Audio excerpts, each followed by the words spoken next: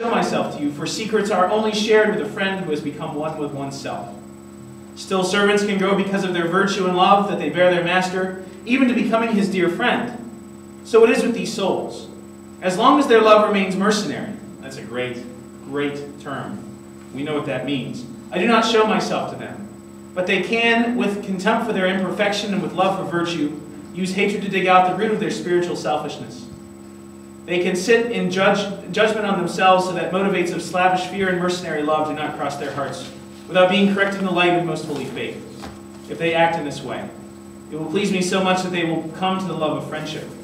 And I will show myself to them just as my truth. Those who love me will be one with me, and I with them. And I will show myself to them and will make their dwelling place together. Again, the idea of unity.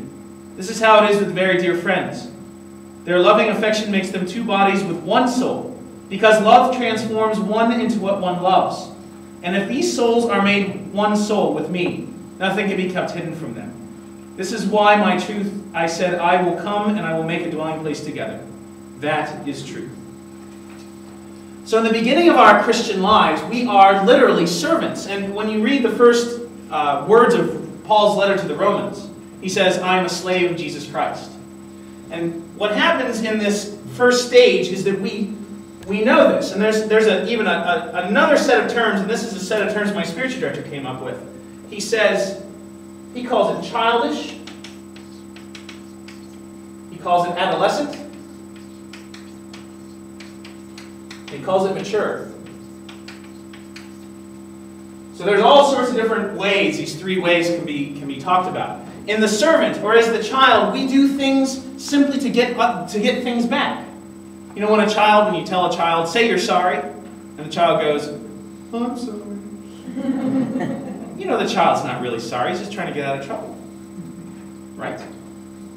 But as we begin to grow in our relationship with God, we no longer do things simply to get pleasure, or to get out of trouble, or to avoid pain. We begin to become His children. We begin to become more than slaves, and we enter into a real relationship with Him. And as children begin to grow, as they go into adolescence, the motivation begins to change. They don't simply do things out of selfishness. They begin in their adolescence to understand how to do things for other people. They become illuminated as they look into the side of Christ, and that relationship with God begins to change. And yes, adolescents are very difficult to deal with, I understand that. But at the same time, you can also see them as they begin to learn how to love selflessly. How not to do things simply because it is convenient or fun or easy or to get something out of it.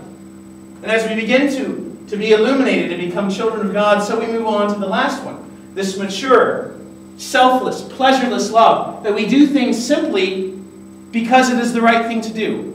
In complete detachment. In complete love. Because we are always pursuing what is good and right. And that is the definition of love. Love is a choice, not a feeling. Love is an action, it's not an emotion. And love is always pursuing what is the highest good involved for myself, for the people around me, and to the glory of God. And this, when you are listening to the mouth of Christ, when you are unified with His heart, when you are His friend, and this is what John chapter 17 says. He says, I no longer call you servants, but I call you friends. Friendship, my dear friends, is the highest of relationships that we can have in this life. Friendship. And I'm not alone in saying that. Aristotle said it, C.S. Lewis says it, and Jesus says it. And where does Jesus say it? If you go to the last chapter of John's Gospel,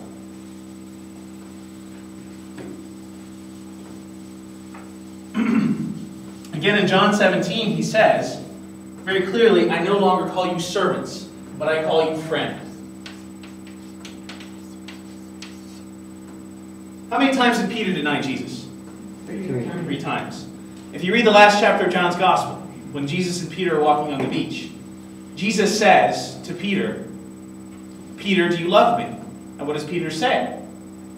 I love you. And he asks him again, Peter, do you love me? And what does Peter say? I love you. And then Jesus asks the third time, Peter, do you love me? And Peter's hurt and he says, you know all things and you know that I love you. But you see, we don't actually understand the dynamic of that until we get into the Greek. Because Jesus says to Peter, and there's multiple words for love in the Greek language. He says, Peter, do you agape me? Do you love me to the point where you will totally give everything that you are in service of me, selflessly? And that's the most perfect love, according to early Christianity. And Peter responds by saying, Philios. Peter's smart. He says, excuse me, I think I have that reversed. Just a second. Yes, that's right. And he says, I have that reversed. Jesus asked him, I'm sorry about that. Jesus asked him, are you my friend? And Peter responds, agape. And then Jesus says again, are you my friend? And he says, agape. And then he says a third time, will you agape me? He changes the verb, and Peter's hurt, and he responds by saying, you are my friend. See, Jesus offers him 3 times the gift of friendship. And you know what he says to Judas when he sees Judas in Mark's Gospel? He only says one word to Judas. He says, friend. And see, the difference between Judas and Peter is that both denied Jesus.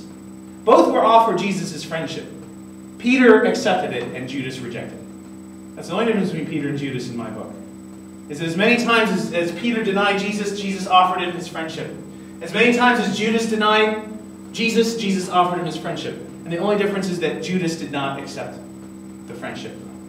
Jesus offered him an opportunity for redemption. And what friendship really is about mutuality.